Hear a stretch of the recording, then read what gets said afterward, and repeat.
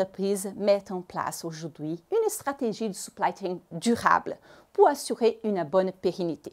Cependant, la logique instrumentale prédomine dans le contexte de la chaîne d'approvisionnement, conduit souvent à des actions de court terme où l'aspect économique prime sur les dimensions environnementales et sociales.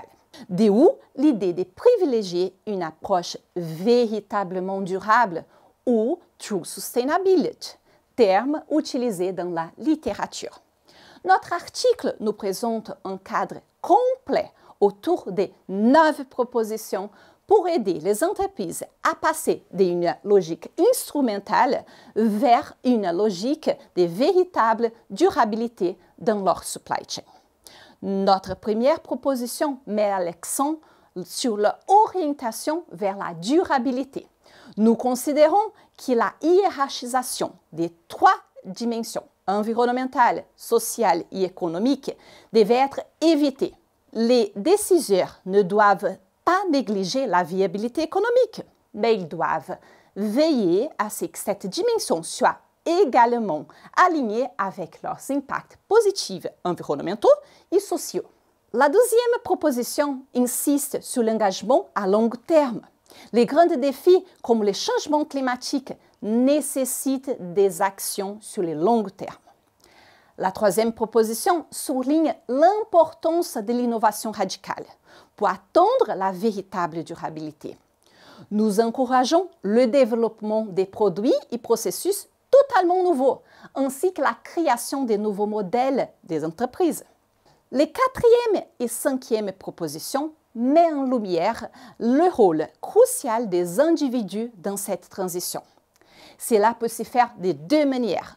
En reliant les objectifs et les mesures de durabilité à la stratégie de l'entreprise ou en encourageant les individus à poursuivre constamment les objectifs de soutenabilité. Nos 6e et 7e propositions viennent d'un constat, celui du nombre limité des parties prenantes impliquées dans la supply chain durable.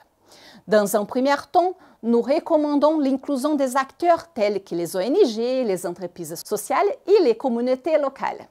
Ensuite, nous soulignons l'importance de collaborer avec les différentes parties prenantes pour tirer parti de leurs compétences et capacités.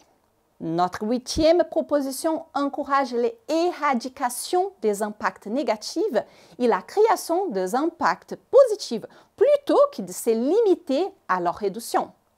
Enfin, au-delà de ces mesures et rapports, les entreprises doivent faire en sorte que la durabilité devienne une pratique dans laquelle elles incorporent naturellement toutes ces actions. Pour conclure, ces 9 propositions peuvent aider les dirigeants à avancer vers une véritable pérennité dans leur supply chain. Ils peuvent également évaluer le niveau de maturité de leurs pratiques durables en identifiant les initiatives à éviter et celui-ci à poursuivre. Enfin, notre recherche les invite à réfléchir au sens de la durabilité pour leur entreprise à prendre conscience de la trajectoire qu'ils sont en train de suivre. Cela nécessite une culture interne tournée vers la pérennité et qui implique l'ensemble de la supply chain.